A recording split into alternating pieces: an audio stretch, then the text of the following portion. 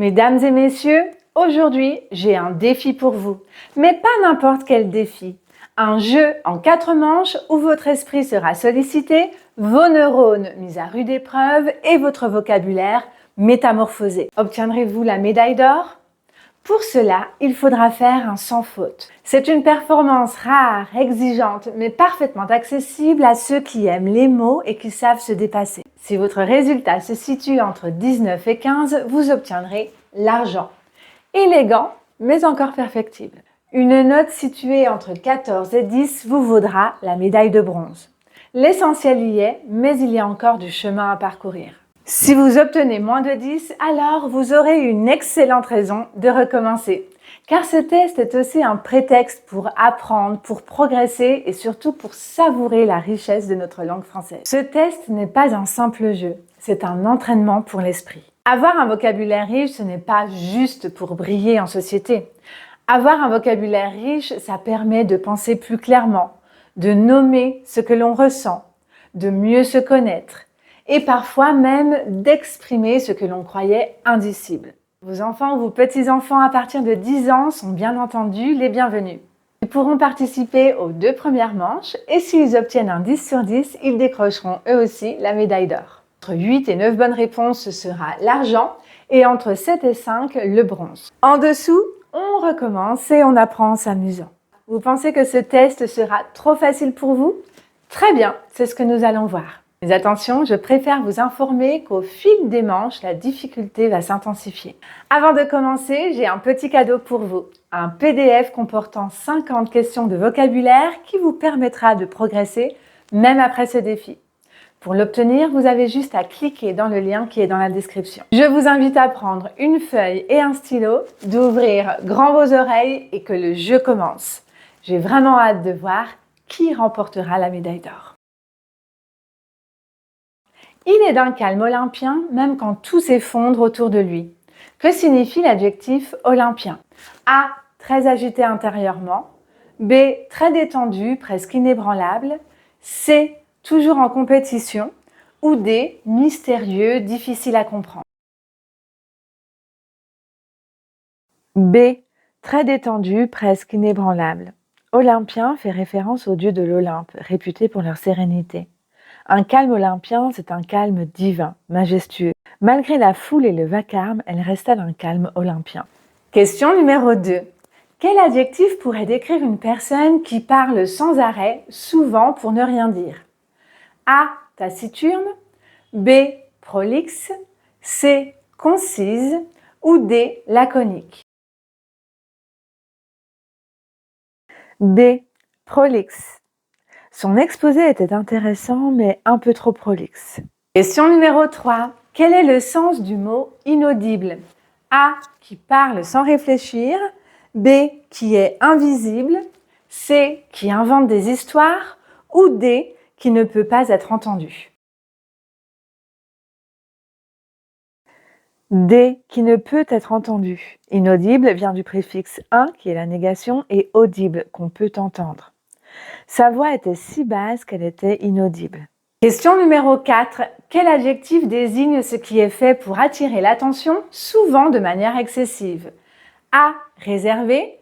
B. Ostentatoire. C. Discret. Ou D. Stoïque. B.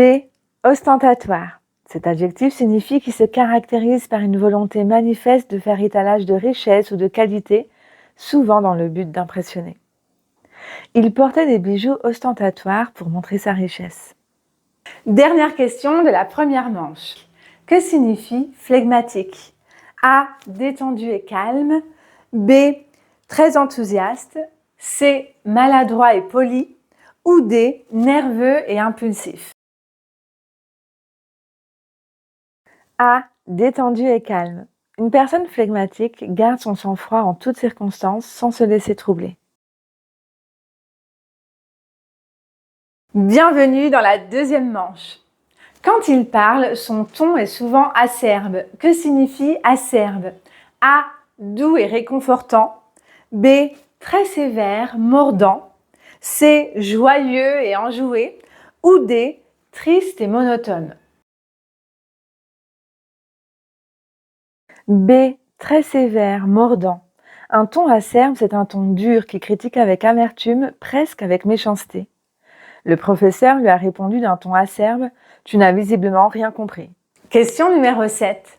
Cet argument est fallacieux. Que signifie fallacieux? A. Très ennuyeux. B. Incomplet mais pas faux. C. Trompeur qui induit en erreur. Ou D. Vieux et démodé. C. Trompeur qui induit en erreur. Un raisonnement fallacieux semble correct au premier abord, mais il est faux ou mensonger. Il utilise un raisonnement fallacieux pour prouver qu'il a raison alors qu'il ment. Question numéro 8. Elle accepta la mission avec une grande alacrité. Que signifie alacrité? A. Une tristesse intérieure. B. Une prudence extrême. C. Une fatigue soudaine. Ou D. Une vivacité joyeuse. D. Une vivacité joyeuse. L'alacrité désigne une gaieté vive, un enthousiasme communicatif, souvent dans l'action. Il se mit à travailler avec une alacrité surprenante, comme s'il appréciait ce qu'il faisait. Question numéro 9. Que signifie rocambolesque? A. Très bien organisé. B. Intéressant. C. Plein de rebondissements. Ou D. Triste et monotone. C. Plein de rebondissements improbables. Une aventure rocambolesque est extravagante, pleine d'événements incroyables et inattendus. Cet adjectif vient du roman Rocambole, un héros aux aventures improbables créé au XIXe siècle. Son histoire rocambolesque sur la jungle et le lama a fait rire toute la classe. Que signifie immuable? A. Qui évolue rapidement. B. Qui change tout le temps. C. Qui reste toujours identique. Ou D. Qui devient plus fort avec le temps. C. Qui reste toujours identique. Quelque chose d'immuable, c'est quelque chose qui ne change pas, peu importe le temps ou les circonstances. Les étoiles semblaient immuables dans le ciel nocturne. Bravo à tous ceux qui ont participé jusqu'ici. Si tu as un enfant, le test s'arrête ici pour toi. Tu peux écrire ton résultat dans les commentaires et nous dire quelle médaille tu as obtenue. Je vous invite à partager ce test avec tous vos amis qui sont comme vous, amoureux de la langue française, et à mettre un j'aime si vous avez appris de nouveaux mots. Également, vous pouvez vous abonner pour ne pas louper mes prochains défis. Allez, on continue avec les 2 dernières manches qui sont réservées exclusivement aux experts. Que signifie le verbe atermoyer? A. Agir rapidement et sans hésitation. B. Retarder, remettre à plus tard. C. Détruire complètement un projet. Ou D. Expliquer quelque chose en détail. B. Retarder, remettre à plus tard. Atermoyer, c'est retarder une décision sans raison valable, souvent pour éviter d'agir. Au lieu de résoudre le problème, il préfère atermoyer, ce qui n'arrange rien. Que signifie accord? Attention, ici, je parle de l'adjectif qualificatif et comme vous pouvez le remarquer, il se termine par un T. A. Très agréable, aimable. B. Très réservé, timide. C. Méchant et agressif. Ou D. Distrait et maladroit. A. Très agréable, aimable et serviable. Accord désigne une personne agréable, polie, qui sait se montrer aimable et attentive aux autres. Elle a toujours été accorde avec tout le monde, ce qui fait d'elle une collègue appréciée.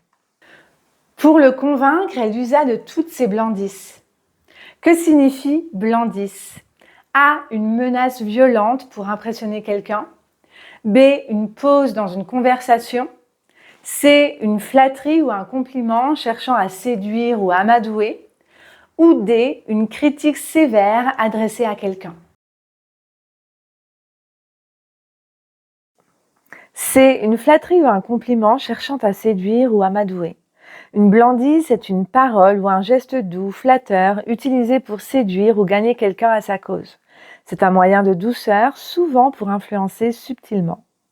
Les blandisses de ce politicien ont fini par convaincre plusieurs électeurs hésitants. Que signifie l'adjectif coruscant? A. Qui brille d'un éclat vif. B. Qui est sombre et terne. C qui est bruyant et agressif, ou D qui est très petit, voire minuscule.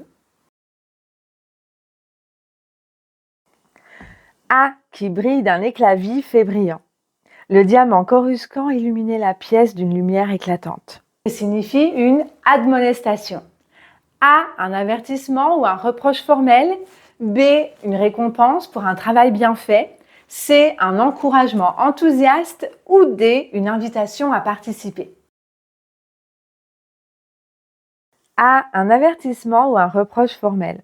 L'admonestation est un reproche adressé avec autorité, souvent sous forme d'avertissement sérieux. C'est une manière de rappeler quelqu'un à l'ordre. Après plusieurs bavardages, l'élève reçut une admonestation du directeur. Nous arrivons déjà à la dernière manche. Les mots qui suivent vont être particulièrement ardus, alors accrochez-vous. Si vous savez déjà que vous n'obtiendrez pas 20 sur 20, ce n'est pas grave, continuez. L'essentiel est d'apprendre et d'enrichir son vocabulaire. Et bien sûr, bon courage à toutes les personnes qui sont encore en course pour la médaille d'or et la médaille d'argent.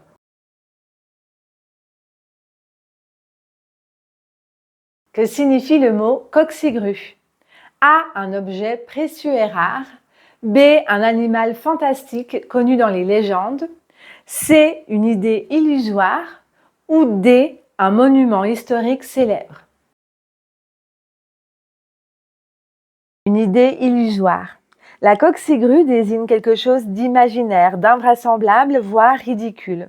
C'est une expression qui sert à qualifier une idée farfelue ou un conte impossible.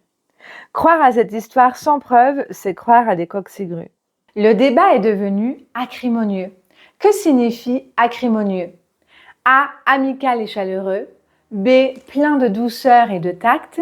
C, dur et amer. Ou D, calme et silencieux. C, dur, amer, plein d'aigreur dans le ton ou le comportement. Acrimonieux qualifie un discours ou une attitude empreinte de dureté, d'amertume, parfois même d'agressivité verbale. Les discussions acrimonieuses entre collègues nuisent à l'ambiance de travail. Que signifie le mot captieux? A, clair et précis. B, amical et ouvert. C, simple et évident. Ou D, trompeur et fallacieux. D, trompeur, fallacieux. Un raisonnement captieux est conçu pour induire en erreur, confondre ou piéger quelqu'un par des subtilités fallacieuses. Il faut se méfier des questions captieuses qui cherchent à vous faire dire n'importe quoi. La sculpture antique représentait une déesse Callipyge. Que signifie Callipyge? A, qui a de belles jambes. B, qui a de belles mains. C, qui a de belles fesses. Ou D, qui a un beau visage.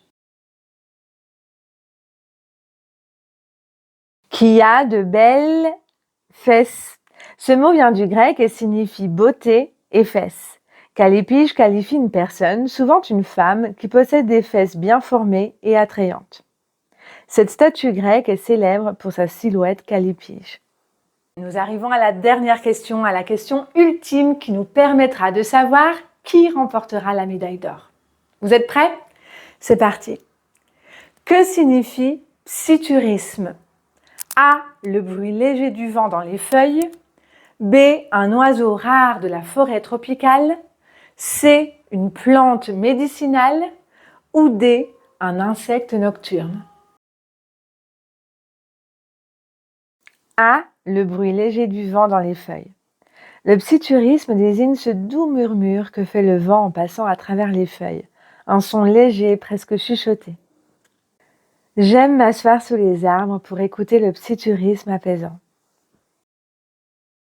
Notre test est terminé. Avez-vous réussi à obtenir une des 3 médailles? Écrivez-moi votre résultat dans les commentaires, je suis curieuse de connaître vos performances. Et souvenez-vous, avoir un vocabulaire riche, ce n'est pas faire étalage de sa culture. C'est nourrir une pensée plus subtile, plus nuancée. C'est sculpter son monde intérieur pour qu'il soit au plus près de ce que l'on est, de ce que l'on ressent. Merci beaucoup de m'avoir écouté et d'avoir participé à ce quiz. On se retrouve très vite pour un nouveau défi. Je vous embrasse.